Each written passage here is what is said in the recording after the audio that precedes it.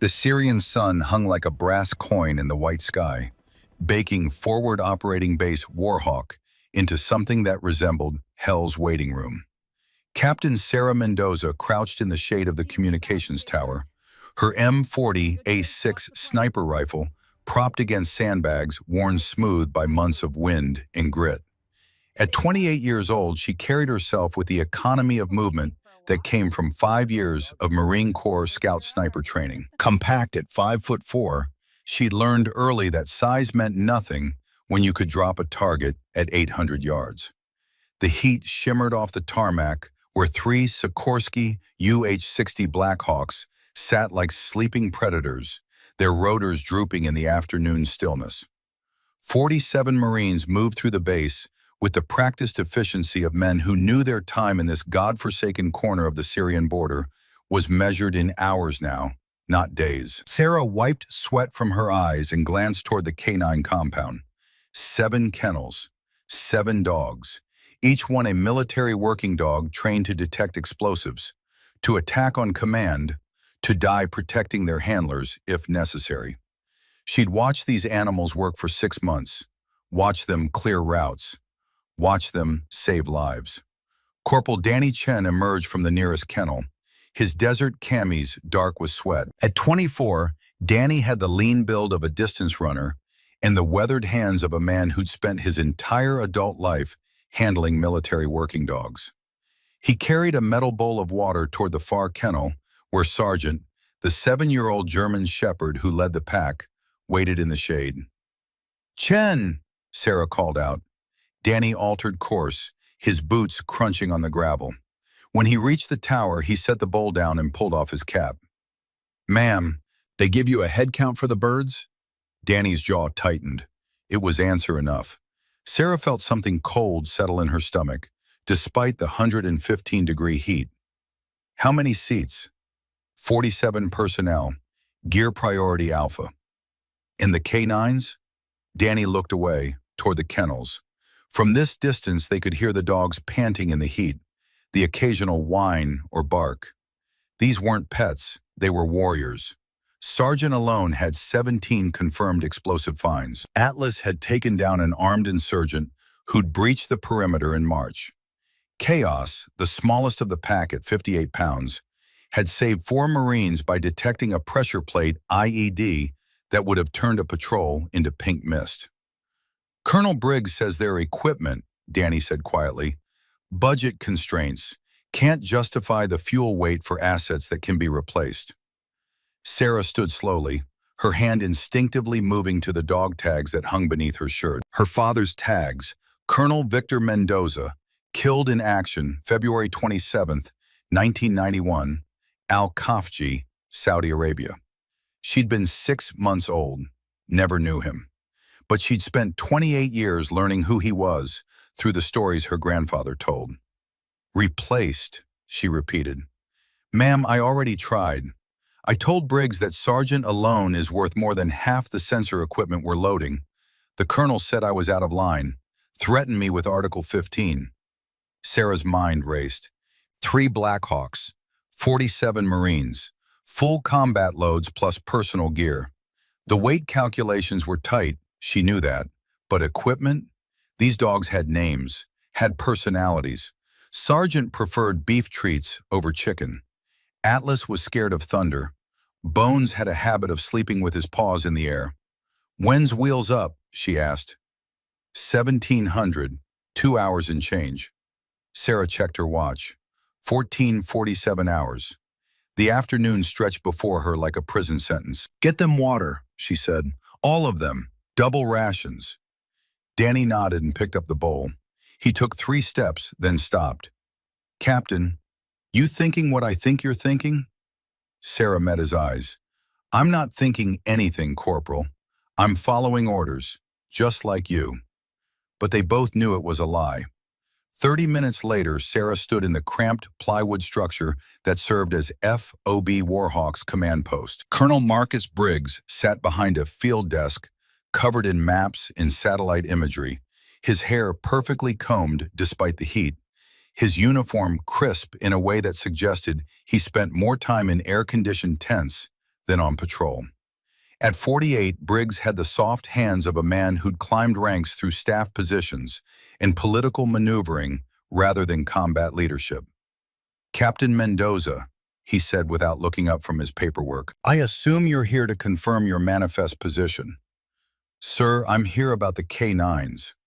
Now Briggs looked up. His eyes were pale blue, the color of ice on a lake. "The working dogs have been designated as non-essential equipment. This discussion is closed." "Sir, with respect, those dogs have saved more Marines in 6 months than most of our tech equipment." "Captain," Briggs's voice had the flat quality of a man used to being obeyed, "I don't have time for sentimentality. We have 3 aircraft and limited fuel. Every pound matters. The dogs stay." Sarah felt heat rising in her chest that had nothing to do with the Syrian sun. "Sir, Sergeant alone has 17 confirmed IED detections. Atlas stopped a breach that would have—" "I'm aware of their service record." Briggs stood, placing both palms flat on the desk. "I'm also aware of the $60,000 cost to train a replacement, which is significantly less than the $2.3 million it costs every time we fly a Black Hawk into hostile territory overweight. This is a math problem, Captain, not a moral one." "My father—" "Your father is dead." Briggs's words hit like a slap. "He died 33 years ago making a decision that got his entire crew killed. I will not repeat his mistakes." The room went silent except for the hum of a portable air conditioning unit. Sarah's hand moved unconsciously to her dog tags again. She'd heard the story 100 times from her grandfather. Victor Mendoza hadn't died from a mistake. He died because he'd chosen to extract wounded Iraqi children under fire instead of abandoning them. The helicopter had taken an RPG on the way out. All souls lost. "That's not how it happened, sir." "That's exactly how it happened. Your father violated direct orders, overloaded his aircraft, and paid the price. I won't watch you throw away your career over the same kind of emotional thinking." Briggs sat back down. "You're dismissed, Captain. Be on bird 2 at 16:30.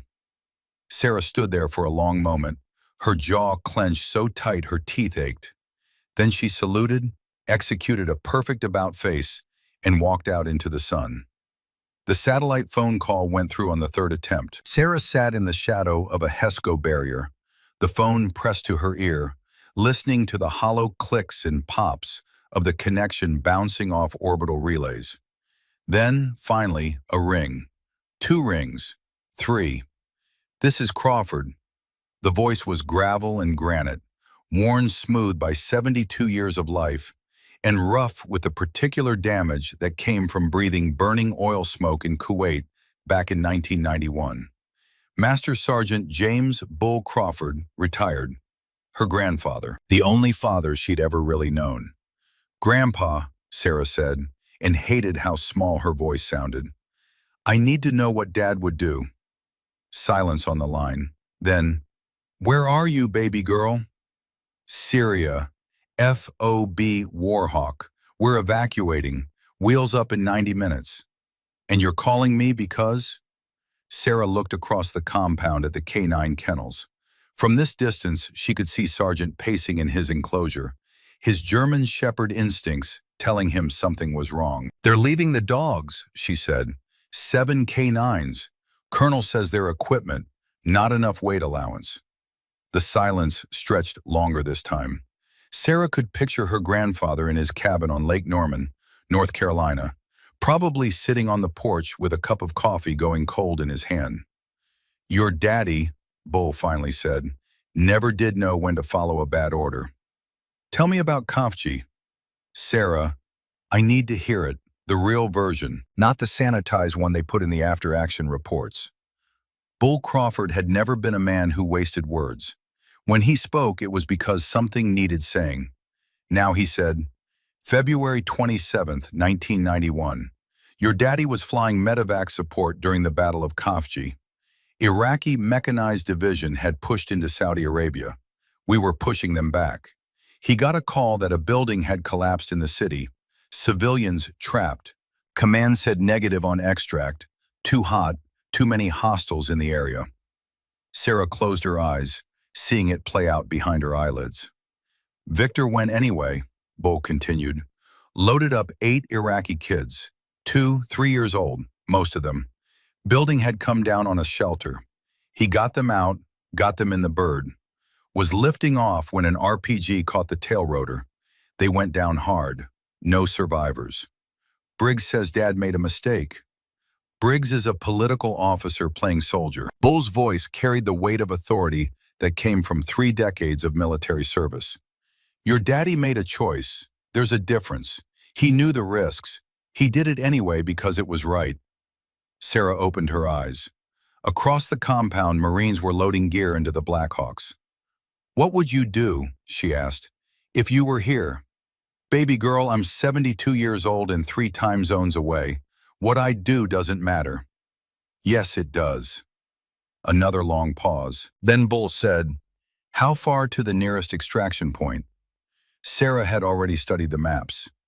42 miles. There's an old coalition airfield at Al-Hasaka, abandoned since 2019. Could be serviceable. 42 miles through hostile territory with 7 dogs. Yes, sir. On foot? Yes, sir. What's the threat assessment? Sarah pulled out her tactical map. Intel says ISIS remnants in the area, maybe some Assad loyalists, but we've had reports of something else. Foreign fighters, Russian accents on the radio intercepts. Wagner Group? That's the working theory. Bull Crawford had fought in 3 wars. He'd seen enough to know that Russian mercenaries in Syria meant serious trouble. Sarah, he said carefully, you're talking about going absent without leave. You're talking about stealing military assets. You're talking about risking your life for 7 dogs. Yes, sir. You understand you could face court-martial. Yes, sir. You understand I can't officially help you. Sarah felt something loosen in her chest.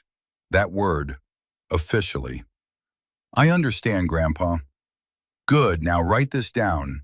Bull's voice shifted, becoming clipped and precise. Coordinates, 35.4721 north, 39.8833 east. You listening? Sarah grabbed a pen and wrote on her forearm. Copy. That's a cache point I set up in 2003, Iraq War. We had supply drops all through this region. I left something there for emergencies. Should still be good if the locals haven't found it. What kind of something? The kind that'll get you 42 miles through bad country with 7 dogs. Water, ammunition, medical supplies, and my old M24 rifle from Desert Storm. I carried that weapon through Kafji. It's got your daddy's blood on it, Sarah, literally. He grabbed it when he pulled me out of a burning Humvee in '91. Some of his blood got on the stock. Sarah's throat tightened. Grandpa, there's a letter in the cache too, from me. Read it when you get there, not before. Bull's voice softened slightly. Baby girl, you're about to do something that'll either make you a hero or end your career. Maybe both. But you're doing it for the right reasons. That's what matters. Thank you, Sarah whispered. Don't thank me yet. You got a long night ahead. Now listen close. I'm going to tell you the route I used in '91. Terrain hasn't changed much. Avoid the main roads. There's a wadi system that runs northeast from your position. Dry this time of year. Gives you cover from aerial observation. Sarah wrote furiously, covering her forearm with coordinates in tactical notes. One more thing, Bull said. Sergeant, the German Shepherd. I trained that dog in 2018 at Lackland. He was my last K9 before I retired. Smart as hell, loyal as they come. He'll remember my commands if you need them. Use German.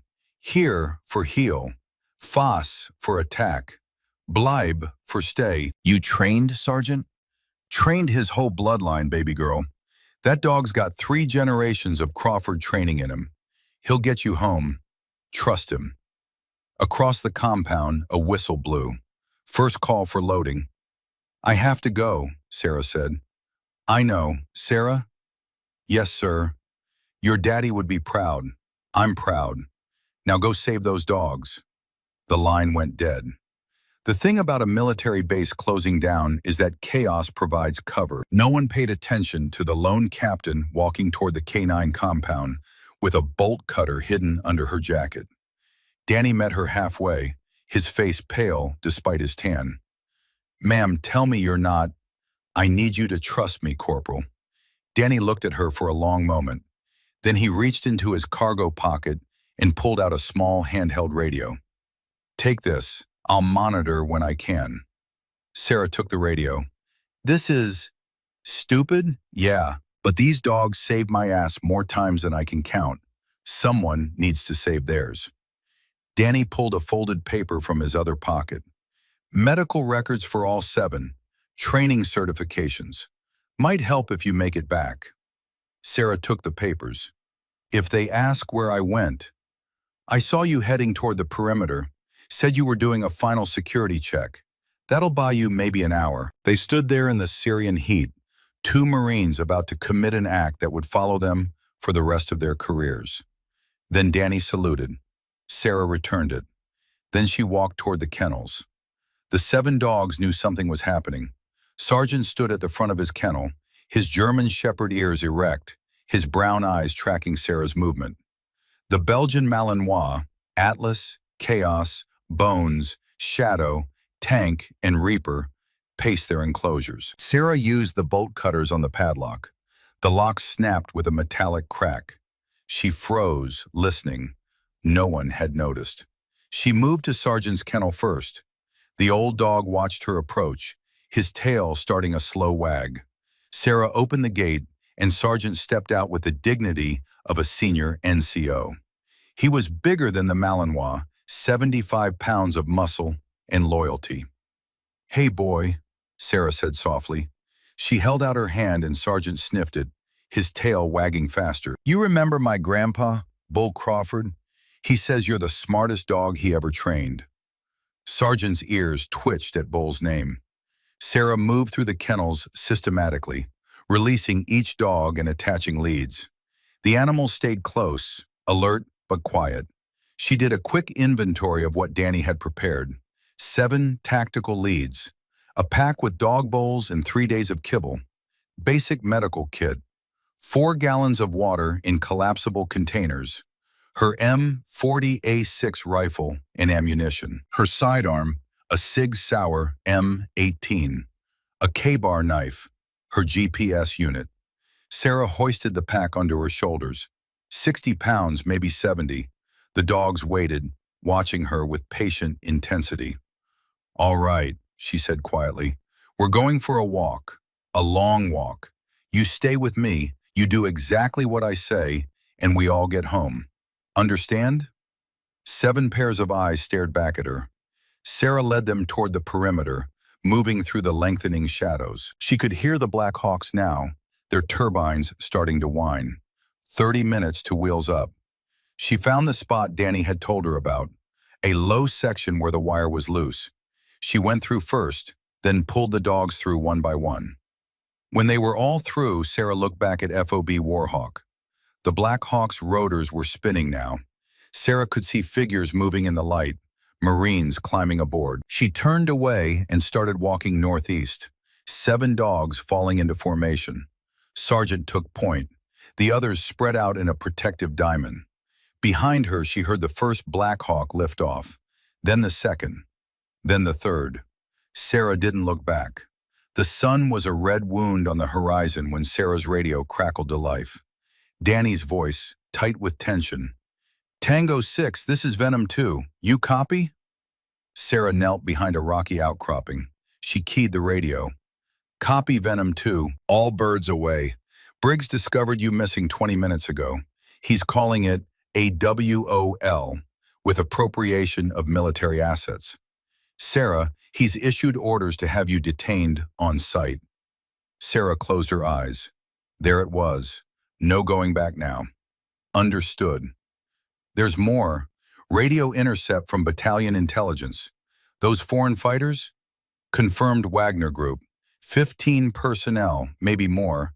Heavy weapons. And Sarah, they were asking about the K9 compound. Specifically, a chill ran down Sarah's spine. Why would Russian mercenaries care about military working dogs? I don't know, but they're in your area. Maybe 3 clicks south of your last known. They're moving north, toward you. Sarah looked at the 7 dogs. These weren't just dogs to Wagner Group. They were intelligence assets. Venom 2, what's your ETA to home station? 18 hours. I'll put in calls to your grandfather. Negative, radio silence. He's already too close to this. This is on me. A pause. Then, yes, ma'am. Good hunting. Bring those dogs home. Will do. Tango 6 out. Sarah studied her map by fading light. 39 clicks to Al-Hasaka. Her grandfather's cache was 10 clicks northeast, maybe 4 hours of hard walking. If Wagner Group was south and moving north, she needed to move east. Sergeant whined softly. The old dog had moved closer, pressing against her leg. Sarah ran her hand through his fur. Your grandpa trained you, huh? She said quietly. Bull Crawford. He said you'd get me home. Sergeant's tail thumped once. Sarah made her decision. She'd trust Bull's route, trust the low ground in the darkness. She stood, slinging her pack back on. All right, boys, time to move. Sergeant, here. The German shepherd moved to her left side. The other dogs fell in automatically. Sarah pulled on her night vision monopiece, adjusting the PVS-14 until the desert appeared in shades of green. She started walking, following the terrain down into the wadi system Bull had described. The stars came out overhead, brilliant and hard in the desert sky. She walked toward them, navigating by constellations her grandfather had taught her. The same stars that had guided warriors for 10,000 years. Sarah Mendoza walked into the darkness, 7 dogs at her side, carrying her father's dog tags and her grandfather's legacy. She'd made her choice. The same choice Victor had made in Kafji. The same choice Bull had made in 100 firefights. The choice to do what was right, regardless of the cost. The night desert was a study in contrasts. Cold air settled into the wadi, 40 degrees colder than the afternoon's heat. Sarah's breath condensed in small clouds. Through her night vision, the world glowed green and alien. She'd been walking for 3 hours, 10 kilometers covered, maybe 11. The dogs maintained formation without being told. Sergeant led from her left side, his nose constantly working. Atlas and Bones ranged slightly ahead. Shadow, Tank, and Reaper held the flanks. Chaos stayed close to Sarah's right leg. Her legs burned. The pack's 70 pounds pulled at her shoulders, but the dogs seemed tireless. Sarah checked her GPS.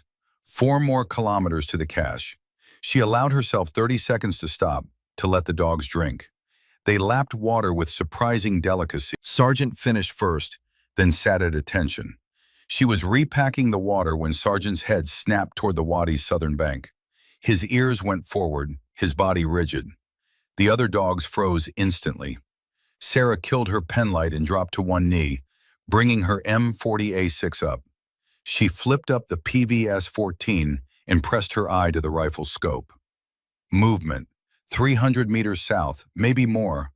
Multiple thermal signatures, human-shaped, moving in tactical formation. Sarah counted 8. 9. Wagner Group. Sarah's heart hammered. She forced herself to breathe slowly. The wadi provided cover from direct observation, but thermal imaging would pick up her heat signature. She needed to move. Hand signal to the dogs. Stay low, stay quiet. They dropped to their bellies. Sarah crawled forward on her elbows, moving toward a rock formation 30 meters ahead. The dogs followed, silent as smoke. The rocks provided better cover, their thermal mass radiating stored heat that would confuse infrared. Sarah wedged herself into a crack and brought her rifle up. Through the scope, she could see the searchers more clearly. 9 men in tactical gear, carrying AK-12 rifles, Russian military issue. They moved with professional precision. The lead man stopped, raising a fist. The patrol halted. He pulled something from his vest. Thermal optic. He began scanning. Sarah pressed herself harder against the rock, willing the dogs to stay still. Sergeant seemed to understand. His body was motionless. The thermal scans swept past their position once, twice. The rock formation's residual heat was masking their signatures. The lead man lowered his optic and made a hand signal. The patrol began moving again, but west now, parallel to the wadi.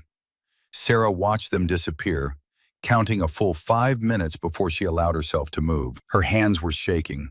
Combat stress, adrenaline dump. She'd been in firefights before, but this was different. Before she'd had a unit, now she was alone. She reoriented with the GPS and started moving again, faster now. The Wagner patrol had been too close, their search pattern too deliberate. 30 minutes later, she found her grandfather's cache point. The coordinates were exact. A cluster of rocks arranged in a specific pattern. 3 large boulders forming a triangle, a flat stone in the center. Bull's signature. Sarah began moving rocks. After 10 minutes, she uncovered a military-grade storage container. Olive drab, sealed with waterproofing. Inside was exactly what Bull had promised. 4 more gallons of water. Military MREs, medical supplies, ammunition, 308 Winchester 9mm, and 3 fragmentation grenades. And there, wrapped in oiled cloth, was the M24 rifle. Sarah lifted it carefully. The weapon was older than she was. A Remington 700 action in a Macmillan stock. The wood stock showed wear, dark patches where hands had gripped it. And there, on the right side, was a dark stain that might have been oil, but wasn't. Her father's blood. Sarah's throat tightened. She set the M24 aside and found the letter Bull had mentioned. Plain white envelope, her name written in her grandfather's block letters. The letter was handwritten, dated 3 months ago. Sarah, if you're reading this, you've made a choice that'll either end your career or define it. Probably both. I won't tell you it was the right choice. That's for you to decide when you're old. But I'll tell you this. Doing the right thing is rarely the safe thing. Your daddy grabbed this rifle off me in Kafji when I was hurt. He used it to cover our extraction while I was being loaded. That's his blood on the stock. When they brought me his body bag, they brought me this rifle too. I've carried it ever since. Now it's yours. The route I gave you is the same one I used in '91. Trust the low ground. Trust the darkness. Trust those dogs. A good K9 is worth 10 men. Sergeant especially. That dog's got more combat sense than most Marines I knew. There's something I never told you about Victor. The day he died, we'd had an argument. He wanted to go after those Iraqi kids. I told him it was suicide. Last thing I said to him was, "You're going to get yourself killed doing something stupid." I was right, but I was also wrong. What he did wasn't stupid. It was brave. Those 8 kids survived. They're grown now, living in Michigan last I heard. Got families, kids of their own. All because Victor decided orders didn't matter as much as doing what was right. I spent 20 years angry at him for dying, another 10 understanding why. Now I'm just proud. Whatever happens out there, know that you're carrying on something bigger than yourself. You're carrying on a legacy of warriors who understood that honor isn't about following orders. It's about knowing which orders to break. Make me proud, baby girl. Make your daddy proud. Come home safe. Love always, Grandpa. Sarah folded the letter carefully and tucked it into her breast pocket. She wiped her eyes. Dust, she told herself, and began transferring supplies to her pack. The dogs had spread out, establishing a perimeter. Sarah was loading the last water container when Atlas, positioned on the wadi's northern edge, went rigid. A low growl built in his chest. Sarah grabbed the M40A6 and moved to his position.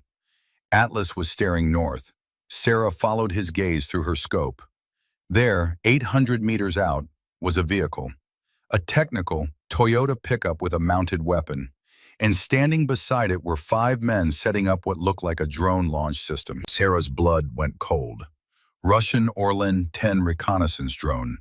If they got that airborne, its thermal camera would map every heat signature within 20 kilometers. She had to move. Now. Here, she commanded quietly. The dogs converged instantly. Sarah did rapid math. The cache was exposed. If that drone launched and did a sweep, they'd be spotted immediately. The wadi continued east for another kilometer. If she could reach the branch point before the drone was airborne, she could use the terrain to mask movement. It would be close. Sarah grabbed the M24 rifle, slinging it across her back alongside her M40A6. Two rifles now. She ditched non-essential gear, keeping only water, ammo, medical supplies, and one day's food. Weight dropped to 55 pounds. She started running. The dogs paced her easily. Sarah's boots pounded the wadi floor, her breath coming in controlled bursts. 500 meters. 600. She could hear the drone's engine now, a high-pitched whine. 700 meters. The wadi began its curve north. Sarah risked a glance back and saw the drone rising, its navigation lights blinking red and green. 800 meters. The wadi deepened, its walls rising to 20 feet. Sarah pushed harder. The dog stayed with her. The drone's engine pitch changed. It had reached altitude. Sarah dove into a narrow side channel, pressing herself against the bank. The dogs piled in around her. She pulled a thermal blanket from her pack and threw it over herself and the animals. The drone passed overhead. Sarah lay absolutely still, feeling 7 dogs breathing against her, their hearts hammering. 60 seconds. 90. 2 minutes. The drone made another pass, closer. Through a gap in the blanket, Sarah could see its navigation lights tracking across the stars. 3 minutes. 4. Then the drone's engine pitch changed. It was moving away, continuing west. Sarah waited another 5 minutes before allowing herself to breathe normally. They'd missed her. The combination of the wadi's depth, the thermal blanket, and luck had kept them hidden. Sarah carefully folded the blanket and repacked it. That had been too close.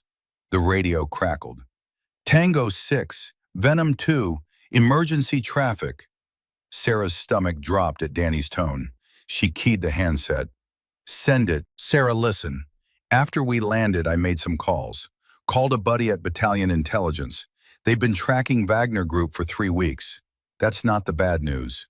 Sarah waited. The bad news is there's a leak. Someone at Division has been feeding Wagner intel about our operations. They knew about the evacuation. They knew about the K9s. And Sarah, they specifically requested information about Bull Crawford, asked about his service history, his tactics, his cash points. The pieces fell into place. They know where I'm going.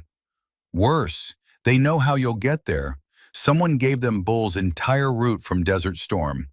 Every cash point, every tactical position. Static erupted across the channel. Jamming. Wagner had electronic warfare capabilities. The radio crackled once more, Danny's voice barely audible. 12 of them, heading to Al-Hasaka, cut you off at... Then silence. Sarah stared at the radio, then switched it off. She was completely isolated. No communication, no support, and an enemy force that knew her destination and route. Sergeant pressed against her leg, whining softly. Sarah ran her hand through his fur, thinking. Wagner Group wanted the dogs. 7 K9s trained in American tactics, worth their weight in intelligence value. But more than that, they wanted to send a message. Sarah couldn't let that happen. She studied the map again. The direct route to Al-Hasaka was out. Wagner would be waiting. But there was another option. A longer route through territory that hadn't been controlled by any organized force since 2017. Lawless country full of mines and desperate people. 42 miles would become 60. 2 days would become 3, maybe 4. And she only had water for 2 days. But it was the only place she had. Sarah made her decision. She'd go to ground during daylight, move only at night, use every skill Bull had taught her. She stood, shouldering her pack. All right, boys, change of plans. We're taking the long way home. The dogs formed up instantly. They trusted her completely. Sarah started walking east, away from the planned route, into territory that probably hadn't seen American forces in 7 years. Somewhere ahead, Wagner Group was moving into position. Somewhere behind, her unit was flying home to safety. And here, in the middle of the Syrian desert, a Marine captain with 7 military working dogs was attempting the impossible. She checked her compass, adjusted her heading, and kept walking. 3 hours before dawn, Sarah found an abandoned building, half-collapsed concrete that had once been a Syrian army checkpoint. She conducted a careful sweep, then established a defensive position inside. The dogs collapsed gratefully.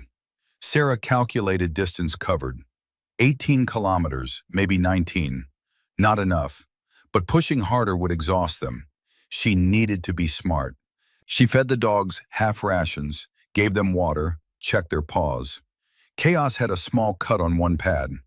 Sarah cleaned and bandaged it while the young Malinois licked her hand.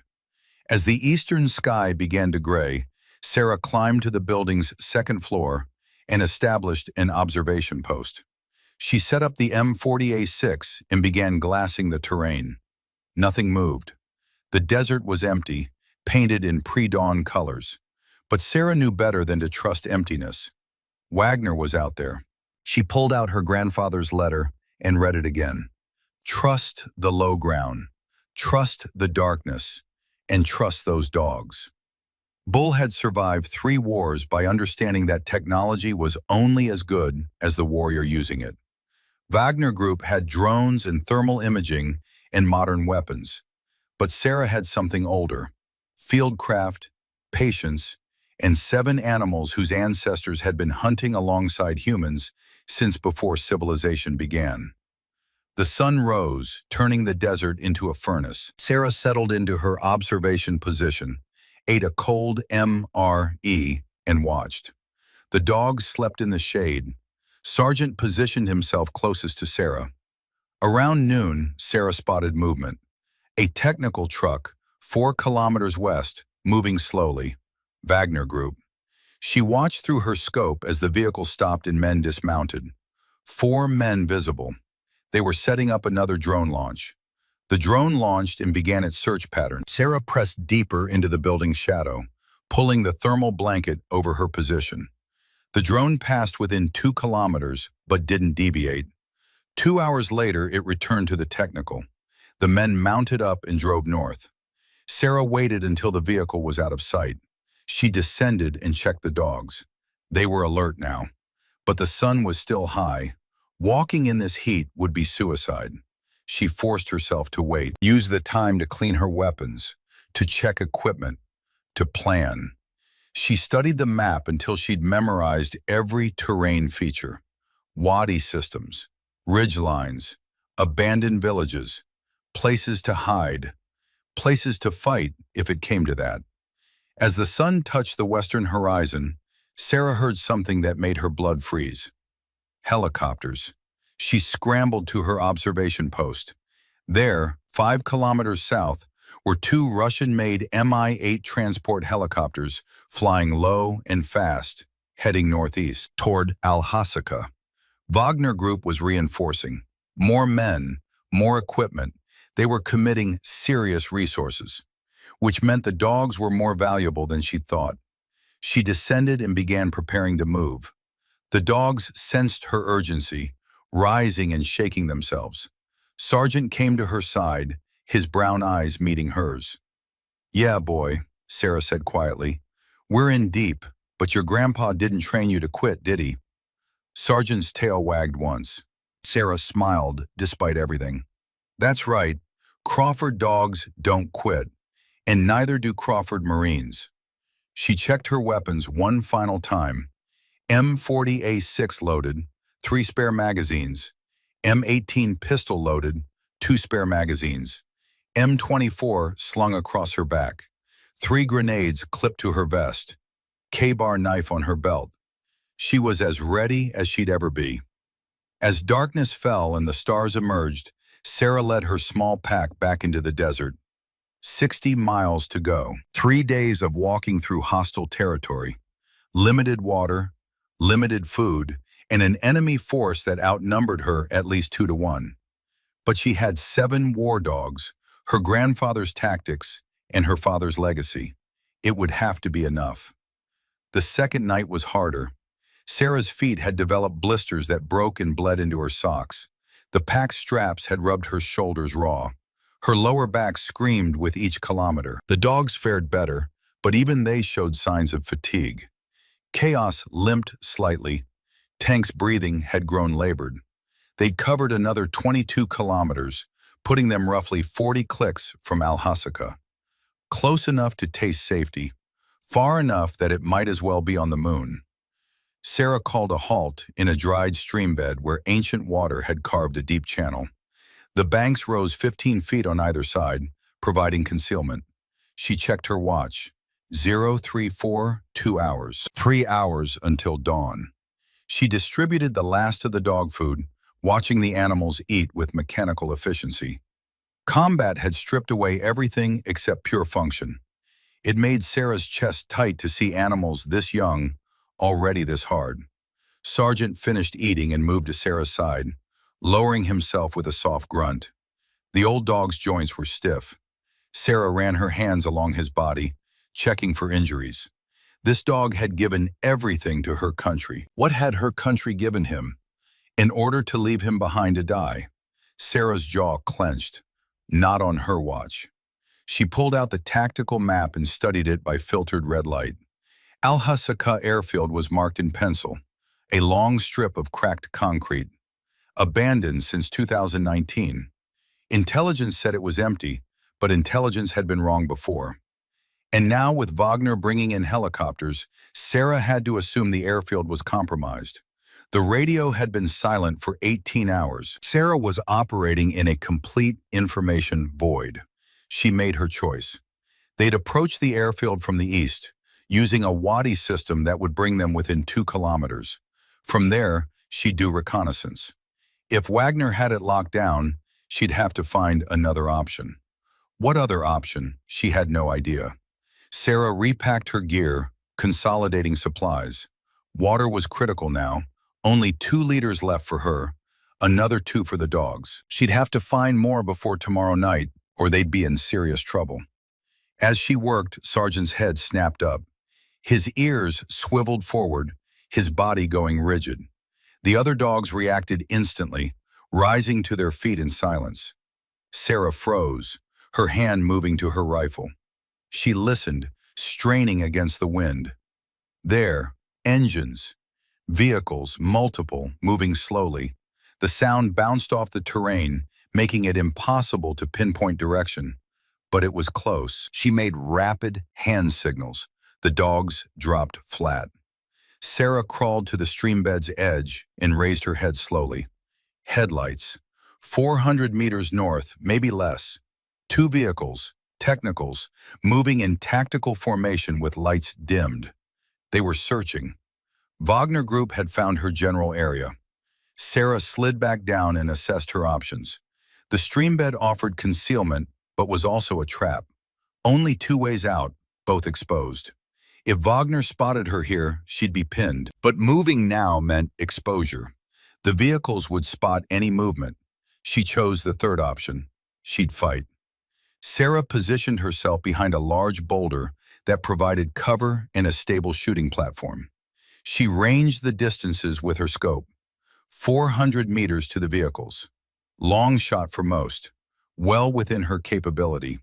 She chambered around in the M40A6, the metallic click seeming impossibly loud. The dogs watched her, understanding that violence was about to occur. The vehicles stopped. Men dismounted, 8 of them, spreading out in a tactical line. They were conducting a dismounted patrol. Professional tactics. Sarah controlled her breathing, settling into her scope. The lead man was carrying what looked like thermal imaging. If he scanned this streambed, he'd spot them immediately. She had maybe 2 minutes. She found the lead man in her scope, center mass. Adjusted for wind, 5 miles per hour from the west. Adjusted for range, let out half her breath, and held it. The M40A6 kicked against her shoulder. Its suppressed report a sharp crack. 400 meters away, the The lead man dropped like a puppet with cut strings. Sarah was already working the bolt, finding her second target, a man turning toward the sound. She fired. He went down. The remaining 6 scattered, taking cover. Muzzle flashes erupted as they returned fire, but they were shooting blind. Sarah shifted position, moving 3 meters left. She found a target partially exposed behind a tire. Adjusted. Fired. The man jerked and fell. Now they knew where she was. Rounds began impacting around her position, 7.62 by 39 millimeter bullets striking rock and sending up sprays of stone chips. Sarah pressed herself flat as the fusillade intensified. She made a decision Bull would have approved of. "Sergeant, fast!" The German shepherd exploded into motion, launching himself over the streambed's edge. The 5 Belgian Malinois followed instantly, their attacks silent and devastating. Sarah heard screams, shouting in Russian, panicked gunfire. She rose to a knee and fired at a man silhouetted against his vehicle's headlights. He dropped. Chaos reached a mercenary first. The dog went for the arm holding the rifle, his jaws clamping down. The man screamed, dropping his weapon. Atlas and Bones hit him from both sides, bearing him down.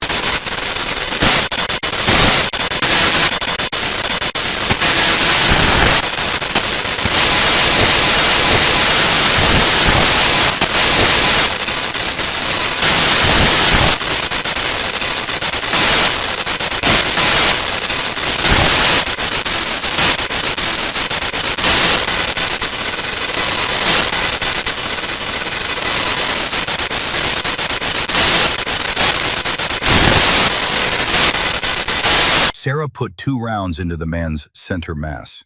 He stopped moving. The entire engagement lasted 40 seconds. Sarah stood slowly, her rifle ready, scanning for additional threats. 7 bodies on the ground. 2 were moving, the ones the dogs had taken down.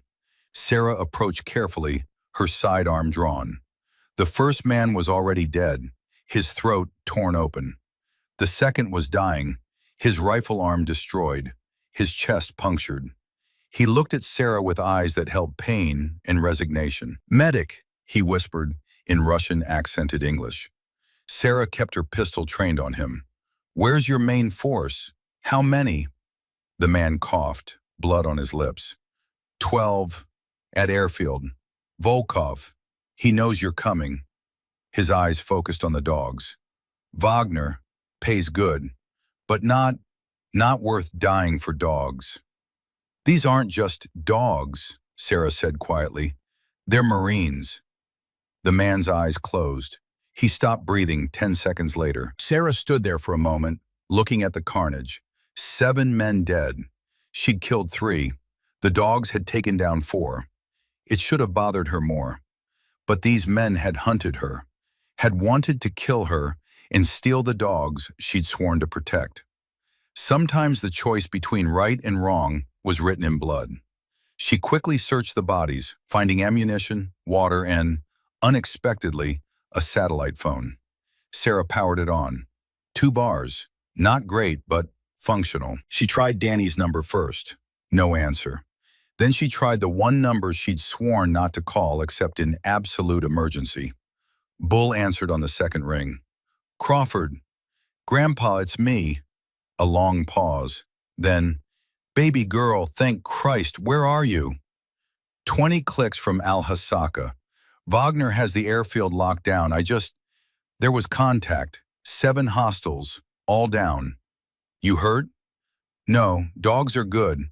But Grandpa, they knew the route. They knew everything." Bull's voice went hard. "I know. Danny called me 6 hours ago from Ramstein. There's an investigation starting at division level.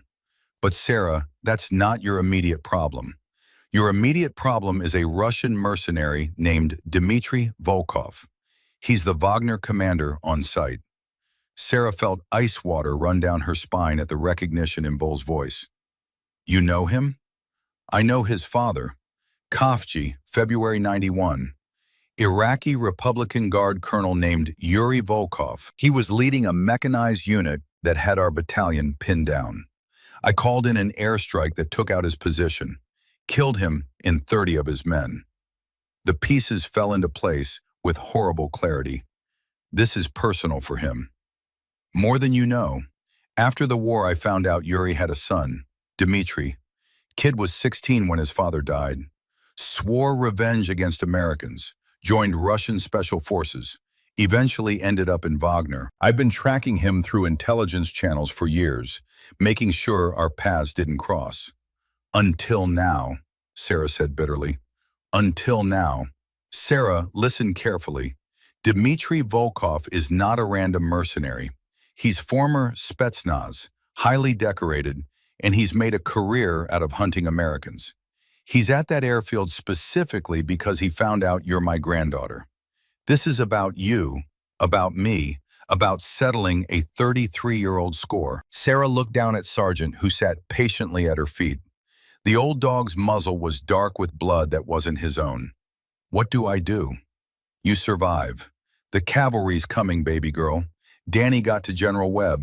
You remember him? Your CO from Desert Storm. That's right, Marcus Webb, retired 4-star. He made some calls. There's a Marine Force recon unit being scrambled out of Jordan. ETA to your position is 18 hours. 18 hours.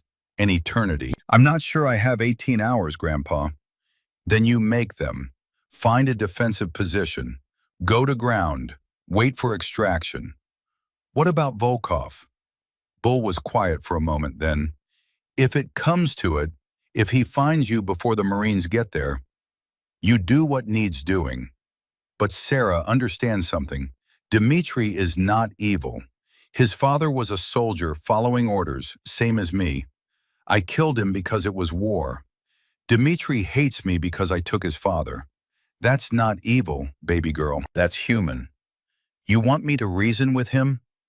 I want you to understand him. Understanding your enemy is how you beat him.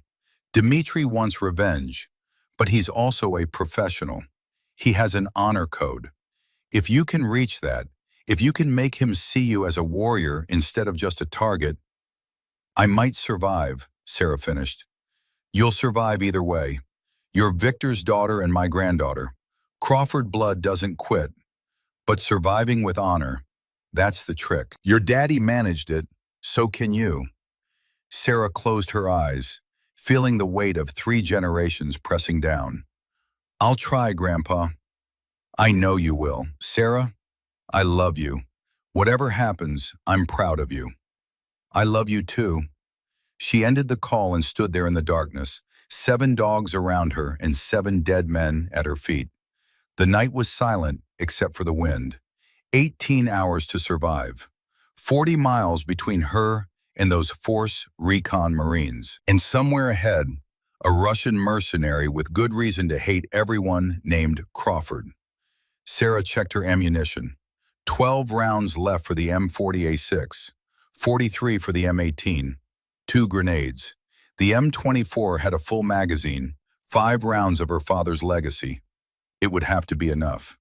She signaled the dogs and started walking, not toward Al-Hasaka anymore, but to the south, where terrain maps showed an old Syrian army outpost. Abandoned, fortified, defensible. A place to make a stand if it came to that. The dogs followed without question, their faith in her absolute and heartbreaking. Sarah led them into the darkness, carrying 2 rifles and the weight of her family's history. Dawn was 3 hours away. Then the real test would begin.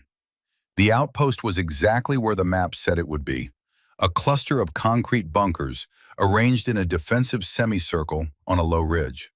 Syrian military construction from the 1980s, built to Soviet specifications, thus walls, small windows, good fields of fire. It had been abandoned for at least a decade, but the bones were solid. Sarah conducted a thorough sweep. After 30 minutes, she declared it safe. She chose the central bunker as her command post. It had the best visibility and 2 exits, critical for tactical withdrawal. Sarah positioned the dogs in the interior, giving them water and the last of their food. They drank gratefully but seemed confused by the absence of more kibble. I know, boys, Sarah said quietly. We're running low on everything. Just a few more hours. Then the Marines get here, and we all go home. Sergeant pressed his head against her leg, his weight solid and reassuring. The old dog knew something was wrong, but he trusted her to fix it. Sarah climbed to the bunker's roof and established a proper fighting position. She used rubble to create a sandbag-style berm, positioned her rifles for quick access, and ranged key terrain features with her scope. The outpost sat on a ridge that dominated the surrounding desert for nearly 2 kilometers. Anyone approaching would be visible long before they reached effective engagement range. Unless they approached at night with thermal imaging, then all bets were off. Sarah estimated she had maybe 2 hours before Wagner discovered the bodies of their patrol. Once that happened, Volkov would know exactly where she was. The satellite phone she'd taken was probably trackable. He'd come with everything he had. She pulled out the satellite phone and powered it on, long enough to send one text to a number Danny had given her. Just coordinates in a simple phrase. Last stand, send Marines. Then she pulled the phone's battery and threw both pieces into the desert. No more tracking. The sun rose slowly, painting the desert in shades of orange and gold. It was beautiful, in the way that dangerous things often were. Sarah ate her last MRE and watched the empty landscape. At 0847 hours, she heard helicopters. 2 Mi-8s, flying low and fast from the north. They passed within 3 kilometers of the outpost, but didn't deviate. They were heading south, probably to the site of last night's ambush. 30 minutes later, they returned. This time they were circling, searching. They'd found the bodies. Sarah pressed herself flat against the bunker's roof, becoming one with the concrete. The helicopters made 3 passes, their search pattern expanding. Then they turned north and flew away. But they'd be back, and next time they'd bring Volkov. Sarah descended and checked her defensive preparations. She'd placed the 3 grenades at strategic points. The pins were loosened, ready for quick deployment. Her rifles were loaded and positioned. The dogs were rested, fed, and watered as much as possible. She was as ready as she'd ever be. At 1320 hours, she saw the dust cloud. Vehicles approaching from the north. 4 technicals moving in tactical formation. They stopped at the ridgeline 2 kilometers out, just at the edge of Sarah's effective range. She watched through her scope as men dismounted, 12 of them. They were setting up a command post, establishing a perimeter. Professional, disciplined. Then a 13th man emerged. He was tall, probably 6'2", with broad shoulders and narrow waist. His face was partially obscured by a tactical scarf, but Sarah could see a long scar running from his left temple to his jawline. He moved with the confident economy of a man who'd seen combat and survived. Dmitry Volkov. Sarah watched him through her scope as he surveyed the outpost through binoculars. He was taking his time, studying the terrain, calculating angles. He was in no hurry. He had time and numbers on his side. All he had to do was wait for nightfall, then assault with overwhelming force. Unless Sarah did something unexpected. She picked up a small, portable radio she'd taken from one of the dead mercenaries. She tuned to a common frequency used by Russian military forces. Then she keyed the transmit button. "Volkov," she said in clear English, "I know you can hear me. This is Captain Sarah Mendoza, United States Marine Corps. I'm the one who killed 7 of your men last night. I'm also the granddaughter of Master Sergeant James Crawford." Silence. Then her radio crackled to life. "Captain Mendoza." The voice was deep, cultured, with a British accent underneath Russian phonetics. "I must congratulate you. 7 men dead with 7 dogs. Impressive. Your grandfather trained you well." "He did, just like he trained these dogs. They're not equipment, Volkov. They're warriors. They bled for my country. I won't let you take them." "Take them?" Volkov actually laughed. "Captain, I have no interest in your dogs. I want you. You and the man who killed my father 33 years ago. Your grandfather murdered him in Kafji, called in an airstrike on his position. 31 men burned alive." Sarah's jaw clenched. That was war. Your father was leading a mechanized assault on American positions. My grandfather did his job. His job, Volkov repeated, his voice hardening. His job was murder. My father was a colonel defending Iraqi territory from American invasion. Your grandfather killed him from the safety of a radio, never looking him in the eye. That is not a warrior's death. That is cowardice. My grandfather is not a coward. Then prove it. Come out. Face me. You and I, one-on-one. The dogs go free regardless of outcome. You have my word as a soldier. Sarah felt her pulse quicken. Your word? You're a mercenary. You fight for money, not honor. I fight for both, Captain. I may take money, but I keep my word. Proof? I could storm your position right now. I have 12 men to your 1. I have RPGs that would reduce your bunker to rubble in minutes. But I'm offering you a chance to do this with honor. Warrior to warrior. Or are Crawford women as cowardly as Crawford men? The insult was calculated, designed to provoke. Sarah forced herself to breathe slowly. If I come out, what happens to the dogs? They live. I will personally ensure they are returned to American forces. Again, you have my word. And if you win, what happens to me? You die, but you die as a warrior with honor. Better than being burned alive in that bunker, yes? Sarah looked down at Sergeant, who was staring up at her with those knowing brown eyes. The old dog understood. Can I have 10 minutes to think about it? Sarah asked. You have 5. After that, I assume your answer is no, and I assault your position. The dogs die with you. The radio went silent. Sarah sat down heavily. 5 minutes to decide if she was going to walk out and face a Spetsnaz-trained killer in single combat, or stay here and fight 12-to-1 odds. Either way, she was probably going to die, but the dogs might live. Sarah pulled out her father's dog tags and held them. Victor Mendoza had faced this same choice in Kafji: stay safe or land in a hot zone to save Iraqi children. He'd chosen honor over safety, and it had killed him.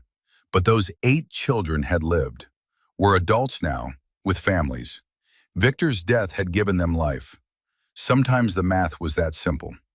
Sarah stood and began preparing. She stripped off her tactical vest, keeping only her sidearm and K-bar knife. She'd go out light, fast. She gave each dog a final pat, whispering to them in German. Bleib, stay, wait for the Marines, they're coming. Sergeant whined softly, sensing what was about to happen. The old dog pressed against her leg, refusing to move. I have to, boy, Sarah said, her throat tight. This is the only way you all get home.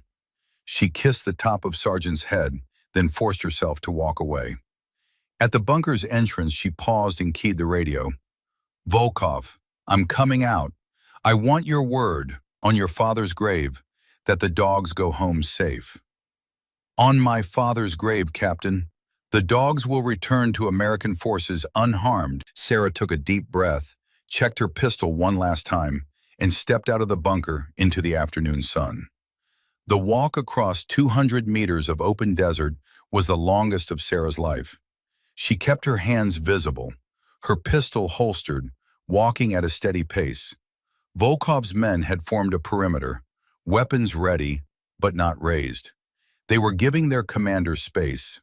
Volkov stood alone, 30 meters from his vehicles. He'd removed his tactical vest and most of his weapons, keeping only a pistol and knife. Mirror image of Sarah's loadout. He was giving her a fair fight. As Sarah approached, she got her first clear look at him. 42, maybe 43. The scar on his face was old, probably from Chechnya. His eyes were pale blue, intelligent and hard. This was a man who'd seen the worst humanity could offer and had become part of it.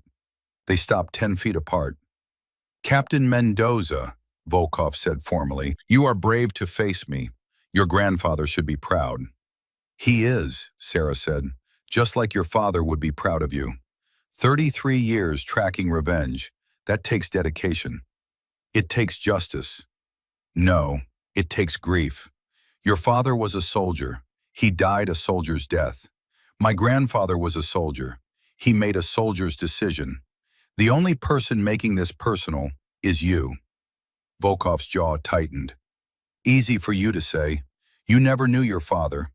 I watched mine die on television. CNN broadcast the airstrike live. I was 16 years old, watching American bombs destroy the only man I ever admired. So yes, Captain, this is very personal." Sarah had no response to that. She could see the pain in his eyes, old and deep and never properly healed. She understood suddenly what Bull had tried to tell her. Dmitry Volkov wasn't evil. He was just broken. And he'd spent 33 years trying to fix himself through revenge. "I'm sorry," she said quietly.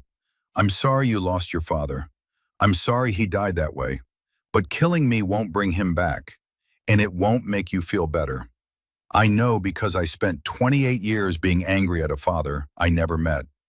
Angry that he died doing something heroic. Angry that he left me. Angry at everyone who got to keep their fathers while I didn't. But you know what I finally learned?" "What?" Volkov asked, his voice rough. "The anger was eating me alive. It wasn't until I let it go that I could finally understand him, could be proud of him, could carry on his legacy without the weight of that rage." Volkov stared at her for a long moment. Then he pulled his pistol. Sarah's hand moved to her own weapon, but she didn't draw, not yet. "Pretty speech, Captain, but my father is still dead, and your grandfather still killed him. Some debts can only be paid in blood." "Then let it be my blood, not the dog's. You gave your word." "I did, and I will keep it." Volkov raised his pistol, aiming at Sarah's center mass. "Any last words?" Sarah met his eyes. "Yeah, my grandfather says hi." Behind Volkov, on the ridgeline 2 kilometers away, a figure rose from the sand where he'd been laying for the past 4 hours. Master Sergeant James Crawford, 72 years old, worn down by 3 wars and 33 years of carrying guilt, squeezed the trigger of the M24 rifle his granddaughter had left behind in the bunker. The range was 2,100 meters, nearly impossible shot. Wind at 8 miles per hour from the west. Temperature 112 degrees. Mirage distorting the sight picture. But Bull Crawford had made harder shots, and this one mattered more than any in his life.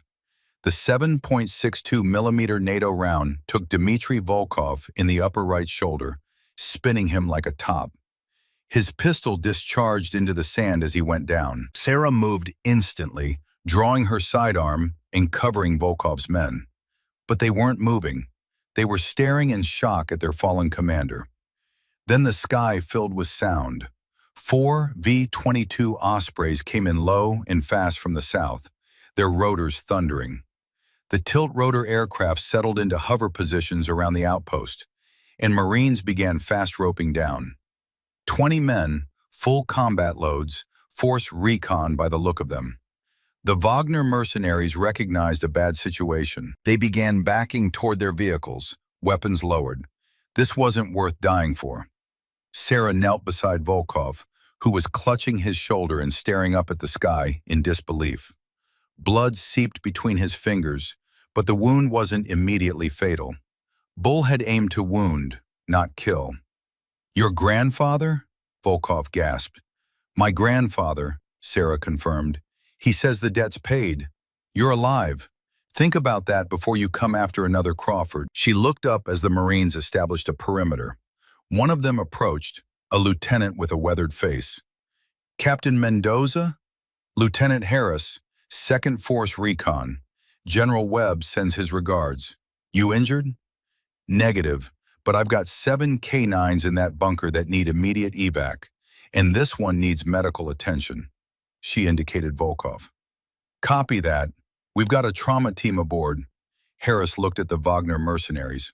"What about them?" "Let them go. They're done here." Harris raised an eyebrow, but nodded. He made a hand signal, and his Marines allowed the Russians to withdraw. Within 5 minutes, Wagner Group was retreating north, leaving their wounded commander behind. Volkov watched them go. his face pale from blood loss and shock. "You let them leave?" "This isn't about killing Russians," Sarah said. "It's about getting my dogs home." A Marine corpsman arrived and began working on Volkov's shoulder, packing the wound and starting an IV. The Russian mercenary stared up at Sarah. "Your grandfather, he could have killed me. That range, that shot, he's still one of the best." "He is, but he's also smart enough to know that some cycles need to be broken. He killed your father in war. If he'd killed you today, your son would hunt his great-grandchildren, and so on, forever. So he shot you in the shoulder, debt paid, cycle broken. Now you get to choose what kind of man you'll be." Volkov's eyes closed. "I have no son. Then you get to choose what kind of man you'll die as. One defined by rage, or one defined by honor." Before Volkov could answer, Sarah heard barking. She turned to see 7 military working dogs streaming out of the bunker, tails wagging, moving at full sprint. The Marines had released them. Sergeant reached Sarah first, jumping up and putting his paws on her chest, his entire body wiggling with joy. The other dogs surrounded her, pressing close, their relief palpable. Sarah dropped to her knees, letting the dogs swarm her, their tongues and fur and warmth overwhelming. She was laughing and crying simultaneously, her hands running over each animal, checking for injuries, reassuring them. "Good boys," she kept saying. "Such good boys. We're going home." Lieutenant Harris watched with a small smile. "Ma'am, we've got transport standing by. Let's get you and your pack out of here." Sarah stood, wiping her eyes. "Copy that, but we've got one more pickup first." 30 minutes later, the Osprey circled the ridgeline where Bull Crawford sat waiting. The old Marine had made the shot of his life, then waited patiently for his ride home like he'd done 100 times before. Sarah watched from the Osprey's crew door as Marines fast roped down to secure the LZ. Then Bull was walking across the sand toward the aircraft, the M24 rifle slung over his shoulder, moving with the slow deliberation of a man who'd earned every one of his 72 years. He climbed aboard and the crew chief closed the door. The Osprey banked hard, gaining altitude, and Syria fell away beneath them. Bull and Sarah looked at each other across the troop compartment. Between them, 7 dogs lay panting but content. Around them, Marines sat silent, giving them space. Finally, Bull spoke. "That was a damn stupid thing you did, baby girl." "I learned from the best, Grandpa." "Your daddy?" "You." Bull Crawford, Master Sergeant, United States Marine Corps, retired, winner of the Silver Star and Purple Heart with 2 clusters, veteran of 3 wars and countless battles, smiled. "Come here." Sarah crossed the compartment and Bull pulled her into a crushing hug. She pressed her face against his shoulder and finally let herself cry. Not from fear or relief, but from the simple, overwhelming gratitude of being alive. "Proud of you," Bull said quietly, his voice rough. "So damn proud." They stayed like that as the Osprey flew them toward safety, toward home, toward the rest of their lives. 2 months later, the ceremony was held at Camp Lejeune. Small, private, no media, just Marines who understood what had really happened in that Syrian desert. General Marcus Webb, 78 years old but still straight as a rifle barrel, pinned the Navy and Marine Corps medal on Sarah's dress blues. The citation read, "For extraordinary heroism in the face of overwhelming odds, displaying courage and tactical excellence while protecting military assets and refusing to abandon her post." It didn't mention that the military assets were 7 dogs. It didn't need to. Everyone there knew. Bull sat in the front row, wearing his own dress blues, despite the fact they didn't quite fit anymore. He'd lost weight since Syria, but his eyes were bright and clear. The guilt he'd carried for 33 years had been lifted. Dmitry Volkov was alive, recovering in a Russian military hospital. The cycle was broken. After the ceremony, Sarah stood outside with her grandfather. Danny was there too, having received his own commendation for his role in coordinating the rescue. The 7 dogs had been retired from active service, and adopted through Bull's veteran network.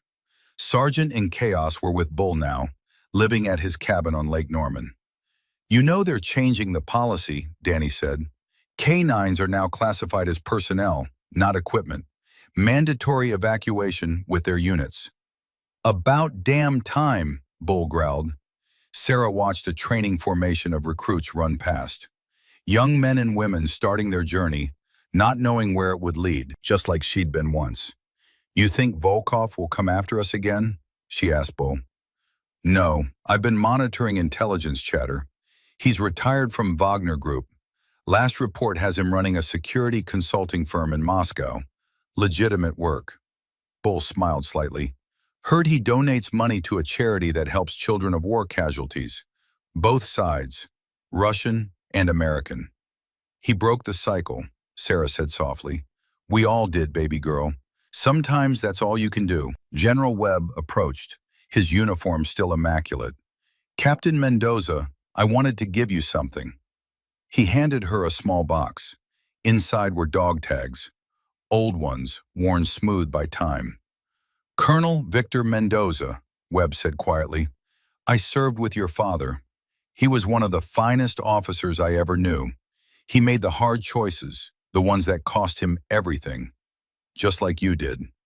Sarah held the tags, feeling their weight. Her father's tags, the ones he'd worn when he died. She added them to the ones she already wore. Her grandfather's old tags, creating a chain that connected 3 generations. "Thank you, sir." Webb saluted.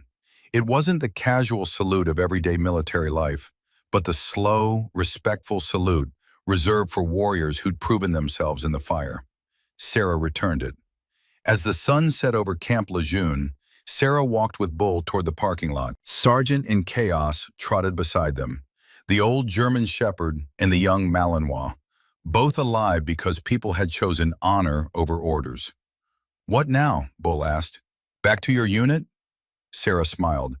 "Actually, I've been offered a position, training new K9 handlers, teaching them that these aren't just dogs, they're Marines. Your daddy would like that. And Sarah?" "Yes, Grandpa. When you have kids someday, when you're telling them stories about all this," Bull gestured back at the ceremony, at the base, at everything that had happened, "make sure they understand something. The medals don't matter. The rank doesn't matter. What matters is the choice you make when nobody's watching. When the right thing and the easy thing aren't the same thing, that's when you find out who you really are." Sarah took his hand, weathered and scarred and still strong. "I'll tell them, and I'll tell them about you, about Dad, about the warriors who knew which orders to break." They walked together through the lengthening shadows, 4 generations of military service between them, 7 dogs saved, and 1 cycle of vengeance broken. The evening sky was painted in shades of orange and purple, beautiful and fleeting, like everything worth fighting for. Behind them, carved in stone at the base entrance, were words that every Marine knew by heart.